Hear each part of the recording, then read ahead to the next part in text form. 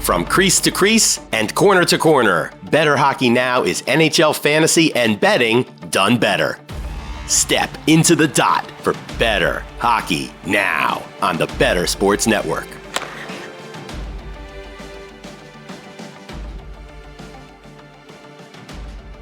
Welcome into another edition of Bettor Hockey Now here on the Bettor Sports Network and Fantasy Alarm.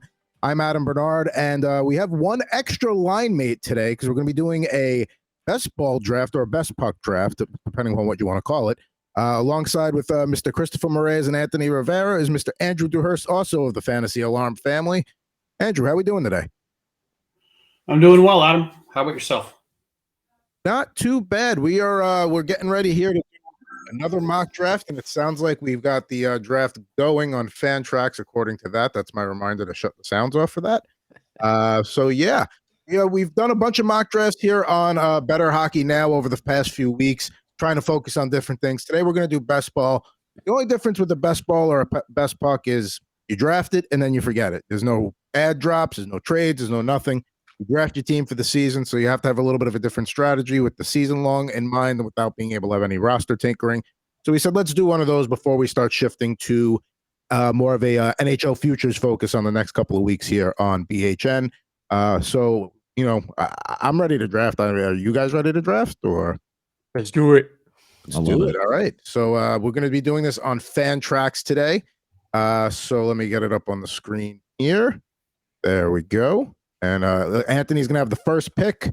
I will be second. The appropriately named team Andrew has, that Real Wings Have Bones, it will go third, and then Gino and Tonic will go fourth. So when we will get going here in just a second. Or it looks like we're already on the clock. Anthony's getting ready to make his first pick.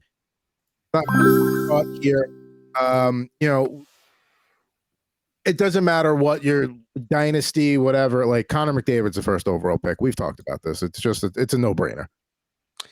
Yeah, that's correct. So let me not waste any time there. We're going right at the top there with Connor McDavid. Beautiful. All right, so now I'm on the clock, and if Connor McDavid's a no-brainer at number one, you could go a different direction at number two, but why even really overthink it? We'll go Leon Draisaitl, number two. That puts Bones on the clock. I'm going to take Matthews here, taking the upside on the shots, hoping for him to be a little healthier than McKinnon, who is probably your typical third pick.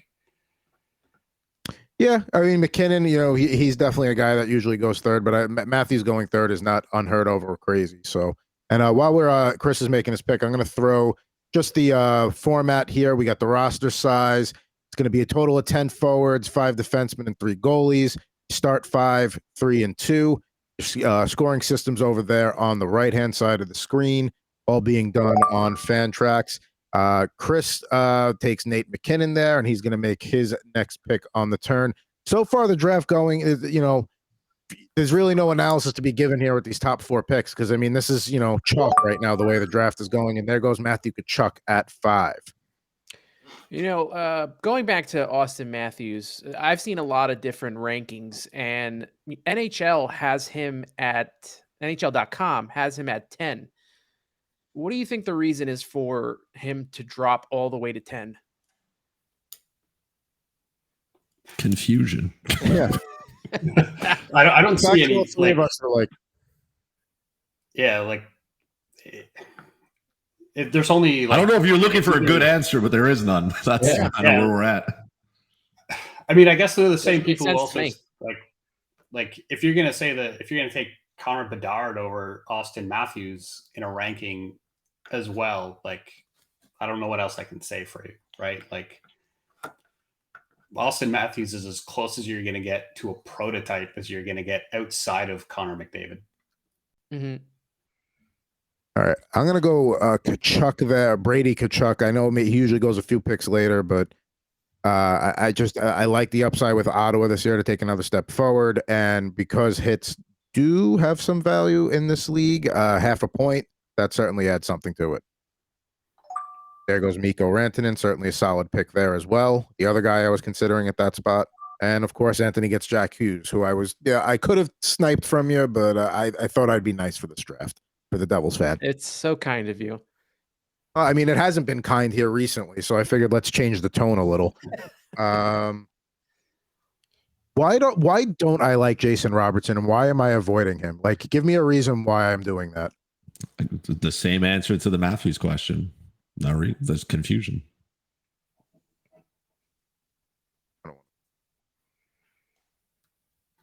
Fine, I'll take another forward here. All right, fine. I'm going to take him in this, and then if I'm mad at it later on down the line, I got to have I'll have one share of him. I don't know, like, you know, sometimes you avoid guys for no reason other than you just avoid them, and you don't have any, like, everything on paper would tell you to take them. For some reason, Robertson is kind of that guy for me. Yeah, like who did David Pastrnak hurt? I understand the Bruins are a shell of who they are. Like, I have questions about how much Pasta is going to be able to drive a line by himself with no centers in Boston. Like, I think it puts a cap to his upside. Pavel Zacha is not cutting it, that's for sure. So there goes Pastrnak, and then on the turn, takes his Roman Josi, second defenseman off the board.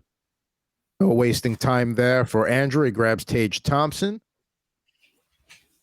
All right, I got to get a D-man here. Get my first one. We'll take Mr. Dahlin.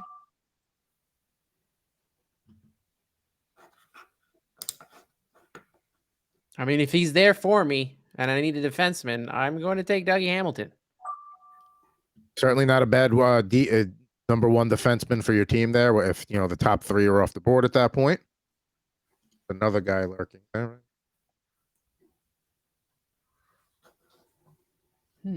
Anthony here making his second pick.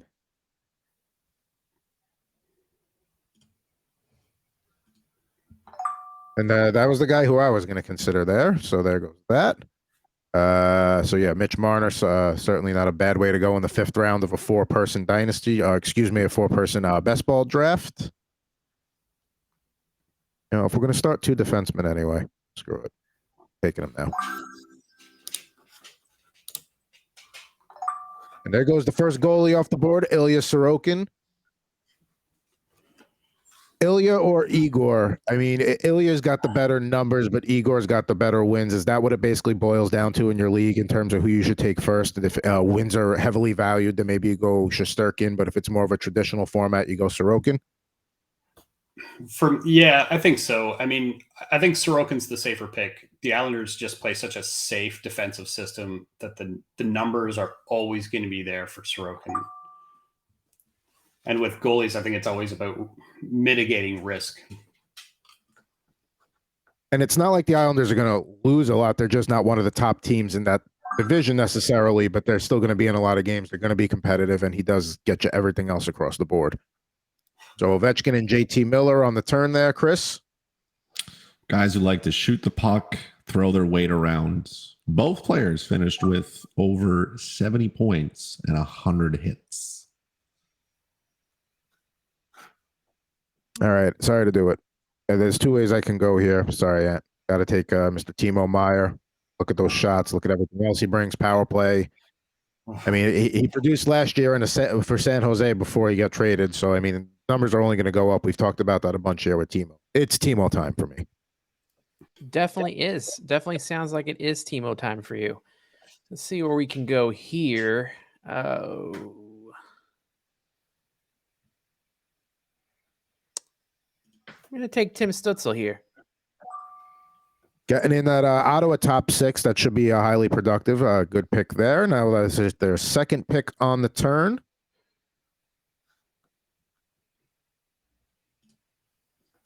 I got to think about what I want to do here as well.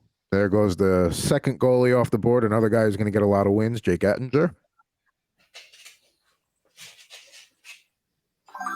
I got to take Nylander at that point. I want something in Toronto's top 6, and I don't want to wait for Tavares down the line. Let me get him now. Okay. This is my first best ball, so this is such a different kind of game that we're playing here, and the fact that it's only 4 teams and all these players that are usually gone by now are still available. Well, yeah, that's what happens with less teams. It's like you almost freeze on the pick because you're like, oh, at this point, it's usually between one of two guys, Yeah. and now you're looking at something that's like I could really take 4 or 5 guys here. So he gets it. Ooh, Chris goes double goalie there, locking up his 2 goalie positions there. He gets probably you get 2 of the top 4 goalies for sure. Not a bad way to go. There goes Connor. And in a league like this, you can do that. Like you could definitely go 2 goalies, lock them up, and he's good. All right, I lost Eric Carlson before, so I had to pivot here. I know Saros is the higher ranked goalie, but I got to go with the Wins and Georgiev, so I'm going to take him here. Get my 1A goalie with Anthony back on the clock. Okay.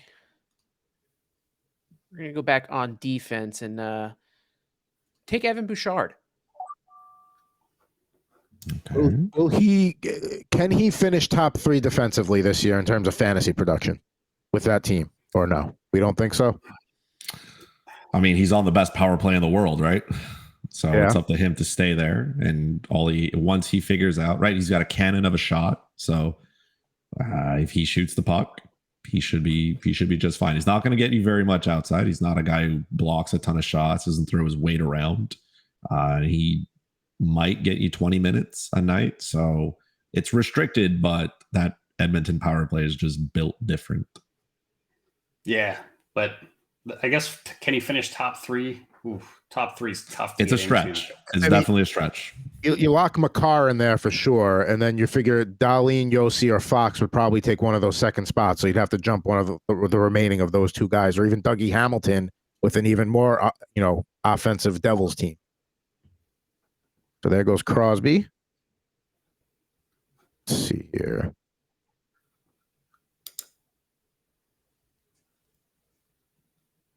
Because we got to carry 10 defensemen, I feel like I got to start loading up a little bit. We've talked about being top heavy here. No reason to not take Miro Heiskanen.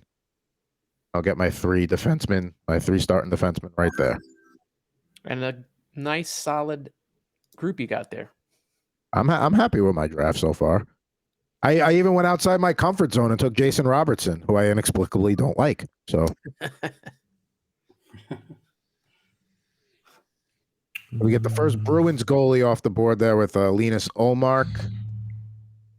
I mean, as much as I don't believe in Ullmark, like he's not going to do what he did last year, but I still think he'll be good enough to fill that space. Do you see? And do you think Swayman maybe eats into the workload a little more this year? You think, and then Chris I think it's.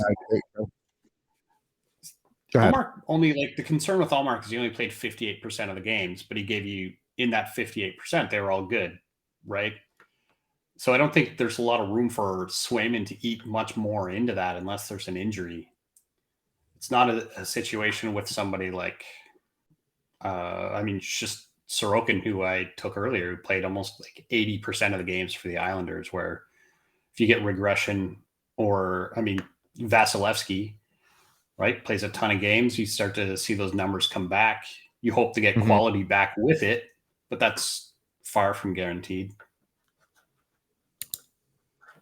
Sorry, I made you analyze while you were on the clock there with 10 seconds to go. We're in here. There we get Quinn Hughes, though. Certainly not a bad number 2 defenseman. I come back on the clock here. All right, I'm gonna take a page out of you 2 guys' books. Let me get my second goalie taken care of here, and I'll get Connor Hellebuck, and hope he gets traded at some point. Future Devil. That's what he's hoping for. I mean, if that happens, are we waiting? If he gets traded, are we waiting till the deadline, or do we think maybe somebody tries to get a jump on that and go and get him before the deadline market gets crazy? Should probably try to get a jump on him. I understand that the closer you wait to the deadline, the more cap space you'll have prorated to be able to make that deal work. But he expressed in his interview that he wanted to be he didn't care where he was basically. But he wants to be somewhere where he can win a Stanley Cup. And that is not that's not Winnipeg. So that's as polite as you can be with saying, I do not want to be here. please help me facilitate my way out of this place. I mean, everybody says the Devils, but I mean, who else would you? Who else is in the Hellebuck market? Who's somebody that could go out and maybe steal him from the Devils? Since we all assume, I mean, it is the best fit and it's the need they have. So, but who else do we think could get in on that? Detroit. I think Detroit would be a fit there. I mean, they're not. I don't know how close they are to winning the Stanley Cup or even being they're a fringe playoff team, but he's a Michigan guy. Be going home. That team's getting better. They've got the cap space. They can afford it. And I mean, they're not to me a playoff team this year, but I mean, they get the Brincat. You get a guy like Hellebuck, and all of a sudden next year, now maybe they're up in that maybe 3-4 spot in the Atlantic versus where they are now. A couple of forwards going back to back there, Zibanejad and Braden Point. Anthony gets his second goalie with Thatcher Demko. Chris now on the clock with the final pick of the 11th round, heading into the 12th round here. He got his guy Keller last round. It's certainly Sergachev, not a bad way to go to get your second defenseman there. He gives you everything across the board. I'll take him. I'll take UC Saros. We've made it this far, so you've got a strong three there. That's a very good three-man rotation. In my mind, I have 3 starters. These are not backups. I can't name. No, that's not true. No, I can't. I can't name the backup in Nashville or in Tampa Bay. The only reason I know Jonathan Quick is there because in New York is because we know that. But 3 workhorses that play. I'm hoping if any of them can hit the 60 games played, that'd be kind of fun. I'd be okay with that. Well, I think if Latikainen the backup in Nashville still, I don't know. I'll have to look that up. That's a good sign when you can't tell who the backup is. Well, to answer the questions, I believe it's Jonas Johansson who's backing up Vasilevsky. So 0 chance Vasilevsky plays less than 80 games or 80% of the games. Nashville could be interesting. Yeah. Sorry, Kevin. But I think you could see Askarov starting to play games this year in Nashville, like maybe 20, 30%. As like Saros comes to the end of his deal and they try to bring in the next guy. So maybe he becomes the de facto backup towards the end of the season with maybe a little bit more of a share with Saros next year 3, and then the following year takes over. Yeah, I think you take what Nashville did with Rinne and Saros, and you just apply the same formula with Saros and Askarov. It worked the last time for you. I'm a big Moritz Seider guy. I think he, in terms of all across the board defensive categories, he's the guy. He's a guy. If you miss out on that early wave of defensemen, he's a guy you can grab in that second tier and be like and feel okay with that. Absolutely. And he gets his third goalie. Andrew gets Ilya Samsonov. Certainly going to get wins. It's going to be, I don't see Joseph Wall taking too much of his time this year. Or Martin Jones. And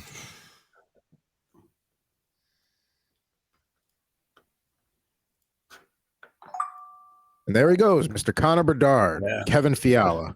Nice back-to-back there. They are projected to have the exact same totals, which I think is hilarious, but I would be okay with for Bedard. I mean, listen, he's going to get every opportunity. If he stays healthy, he's going to get every minute that he can handle and that they're going to give him. So, I mean, one of his line mates is already hurt. No surprise Taylor Hall is dealing with an injury, but let's see here. I got 40 seconds. I don't. Stamkos is still there. I'm kind of waiting on him. I don't know. He's also, the little bit of contentious back and forth between him and the front office of his next contract there this week. That came up. Yeah, he was very public about what he didn't like. Do we think that's just like jockeying back and forth a little bit, or is there a real chance that we're seeing the end of Steven Stamkos in Tampa Bay? I mean, Tampa gave out 7-8 year deals to everybody. So I don't know why Stammer wasn't the first on the list at some point. At this point, you're either saying, hey, either we don't want you here, or we think, no, not that we don't want you here, but we think we can survive without you, which is quite rich and quite bold. Considering this man literally missed the whole playoffs in one Stanley Cup run, came back, played one period, managed to do something amazing, get hurt, and still help his team win. So, I mean, I would be on the phone if somebody was like, hey, maybe we don't want Stamkos to be around here very much longer. I mean, also, I would keep in mind that like Stamkos went all the way to free agency after his last contract. That's put true. The whole thing at the bid and then went back to Tampa. So I wouldn't be surprised if this is a bit of posturing on his side.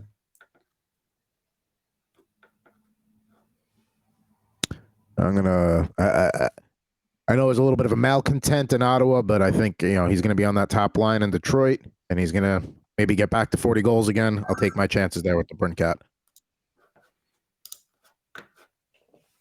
And he gets some of that top 6 Edmonton love. There you go. Man. I mean, that's the other important thing too with any fantasy format is like if you can't get the top guy in there, just get a guy on his line and try and get the coattail points. Try and get the coattail stats if you can't get the guy. Werenski should have a nice bounce back campaign after missing most of last year, if not, I believe most of it. He's got a new head coach, so that might help him. Yes. Let's see.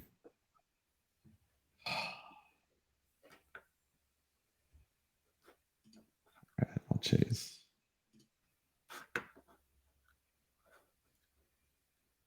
With the second of back-to-back picks, he gets Alex Pietrangelo.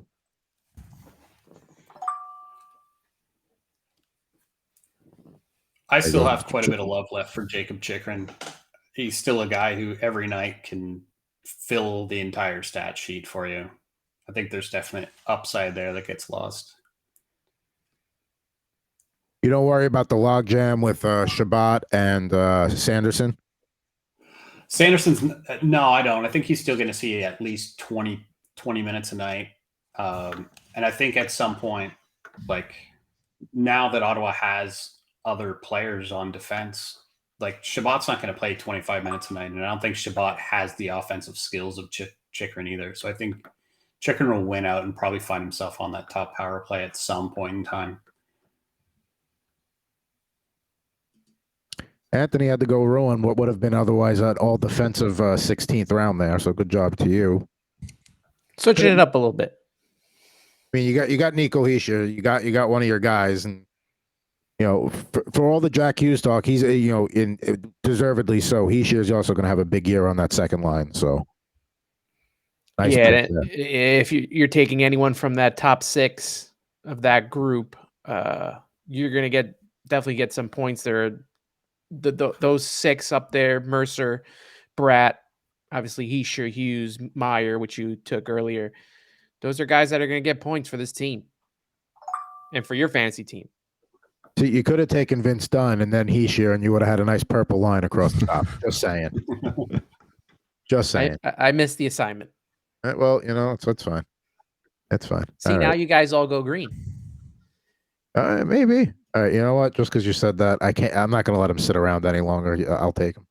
I mean, I know it's a 4-team draft, but Steven Stamkos in the 17th round. Come on now.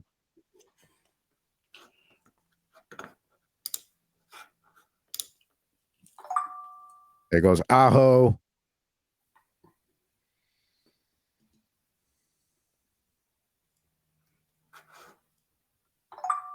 There we go. All right, so we did the flip. All right, now we can just go back to drafting how we want. But we don't. Now I'll take a defenseman. There we go. I didn't want to, just didn't want to ruin it here.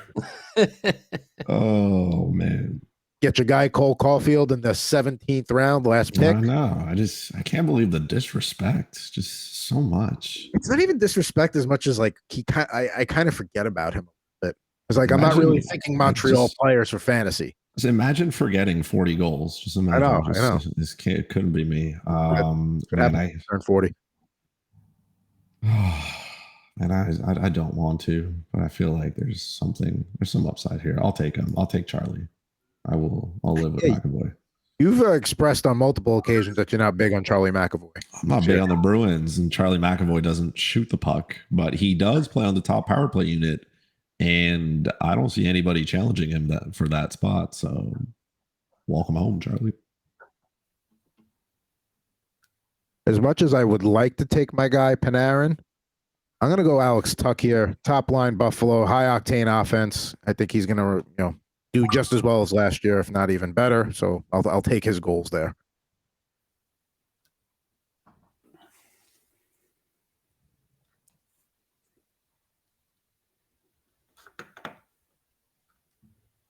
Is there any picks made so far, Chris, Andrew, Anthony, that you're like, I really don't like that. I didn't like that pick, or you kind of like clock ran out on you, you just kind of felt forced into it, or are we pretty happy with our team so far? Charlie McAvoy. Well, yeah, I was gonna say you were McAvoy. Yeah, instant. But so you don't want to take McAvoy there, but you wouldn't consider Montour at that point? I would not. I know Montour. I mean, Montour's shoulder, I'm assuming, will be fine at some point. I mean, the problem is just like the Bruins are going to regress. The problem is how much. Like the loss of Bergeron is, to me, I feel like is huge, right? Like Marchand's not getting any younger. When you look at the depth in that Boston, just down the middle, it's not good. So they're going to step back a little bit. The Atlantic is a very good division. The Metro is what it is. So if the Bruins end up being average, I wouldn't necessarily be surprised. And like I said, McAvoy just doesn't shoot enough. I need him to do more for me. Going back to the wanting to have a share in certain teams' top six, I take the Nuge there. Give me a little piece of the Edmonton top six. Noah Dobson goes there. So Ilya Sorokin and Noah Dobson will have a locker next to each other in Andrew's locker room. I don't like a lot of Islanders, but Dobson is another guy who just he gives you shots. He's got the top power play time. He's gets you blocked shots. He fills the whole sheet. It's hard to find those guys. And he's not in danger of really losing that quarterbacking spot on the top power play unit for the Islanders either. I don't think anybody else is really going to snake that away from him. So it's a safe pick too. And then he takes Montour anyway there, even though he's anyways. Yeah. Walked myself into that one. I'm just going to keep collecting these toys. I guess I'll hedge my bet here a little bit, and I'll also take Shea Theodore. Now, if Dobson had not been taken, would you have taken him instead of Montour? I probably would have, yeah. So you were going D. So you wanted to go D there. You were pretty locked in. It was a series of unfortunate events, having bone-in wings being drafted before boneless wings. So as nature intended. That. Yeah, can't get around that. I'll come back to it.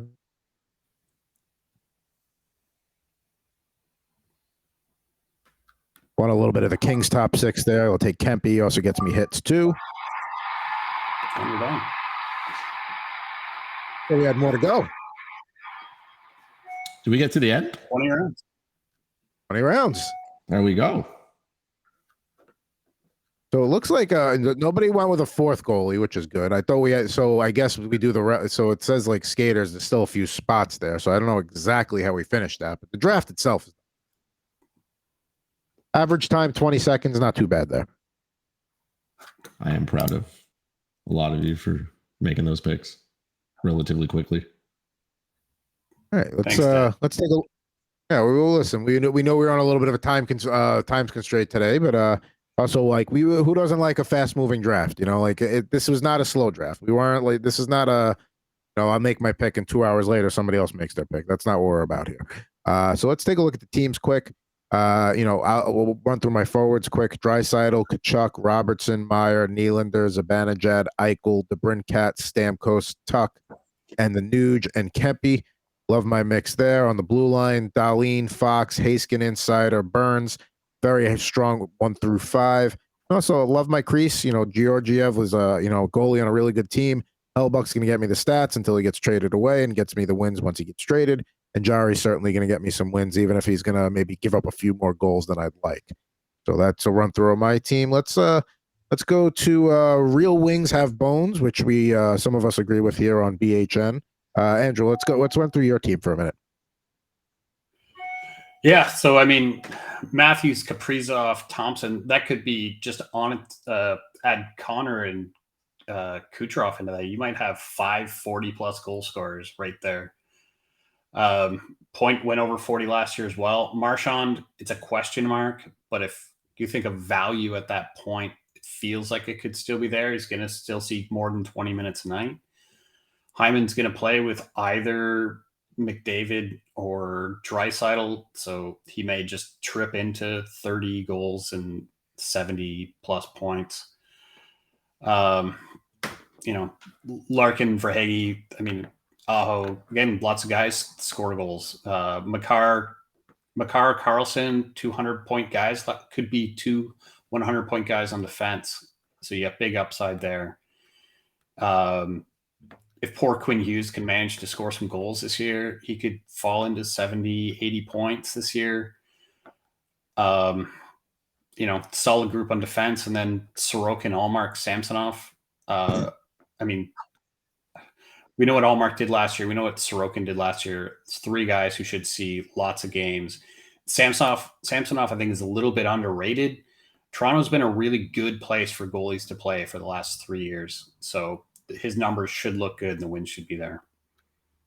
Definitely a very strong crease there. 1, 2, 3 punch. Probably, I'd say you or Chris probably have you'd have to argue who has the best goalie group. And let's take a look at the Flying V's here. Obviously, McDavid and then Rantanen came back to you in that round. So, I mean, that's a solid 1-2 punches you're going to get in a 4-man draft. You get your guy Hughes, you get Marner. Really strong top 4 there. Tell me more about your team. Yeah, when you're drafting first, there's only one way to go, and you got to take McDavid. I was very happy that Rantanen came to me on the turn with Hughes. Stutzel's another guy that I have high hopes for. As with Ovechkin, Crosby, you never think that he's going to get old, and maybe he's still got a little life left in him as well. My last 3 picks, which I don't know if I pressed a wrong button, but they went into auto pick, and I got Panarin, Tavares, and Gensel, and I would have went a different way. But, for offense, especially during the regular season, you can't go wrong with that. I do like my defense with Hamilton, Bouchard, Carlson, Hedman, and Dunn. And I went Ottinger. I think that was the second goalie that went off the board, if I'm for certain, right? Yep. Correct. So I know he's going to get a lot of play. He's going to get a lot of wins. Hoping for the best for Demko since he's in Vancouver. And you guys know I'm a huge fan of Gustafsson. I don't think auto pick did you too bad on the Panarin and Tavares picks there. The Gensel pick, whatever. What are you going to do? But, I mean, it's if it was a deeper league, then it's not a bit, it's a fine pick. But yeah, I think you were fine with Panarin and Tavares there. And then finally over to Mr. Christopher, who believes his wings should not have any sort of bones. Let's go to Gino and Tonic. All right. So you were on the 4 spots. You were on the turn on the back end. McKinnon and Tkachuk, take me from there.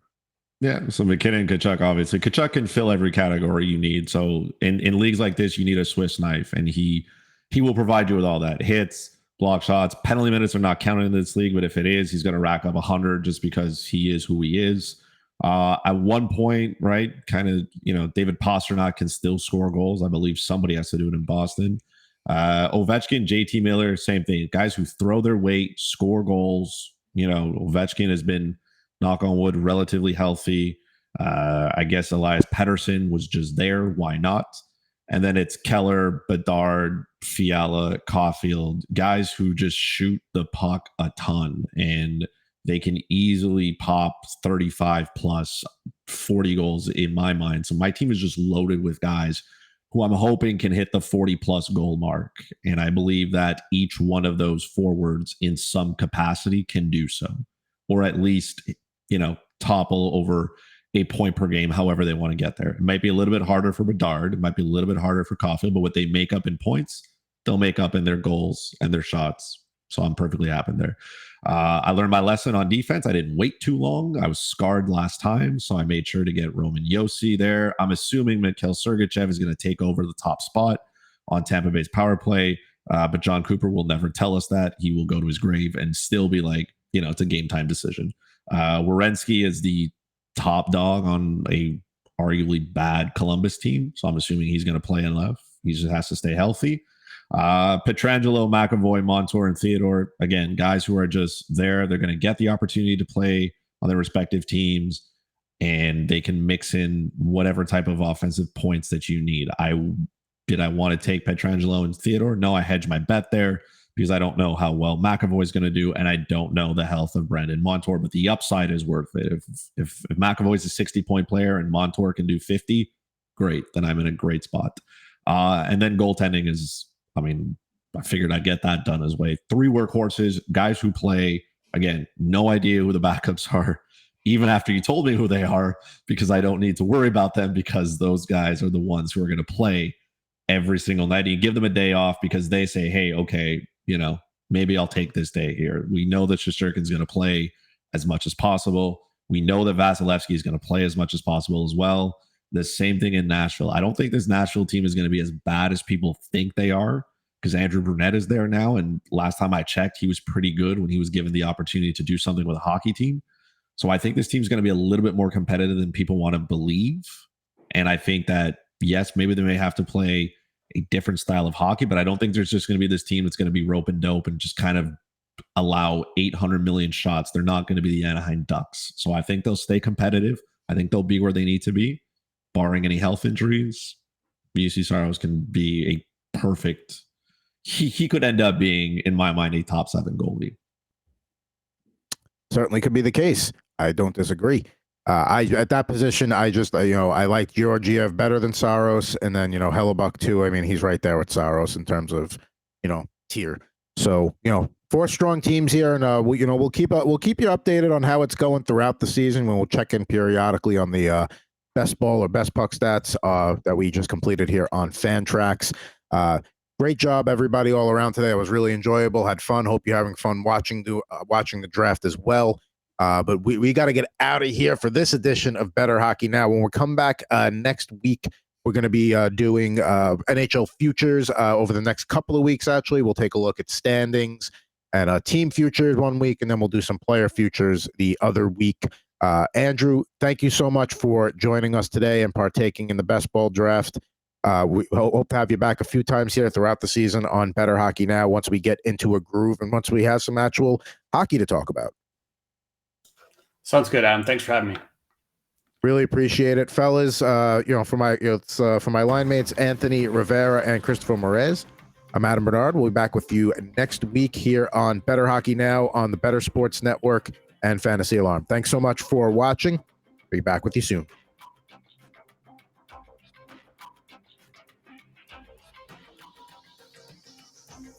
Bettor Hockey Now is on the Bettor Sports Network.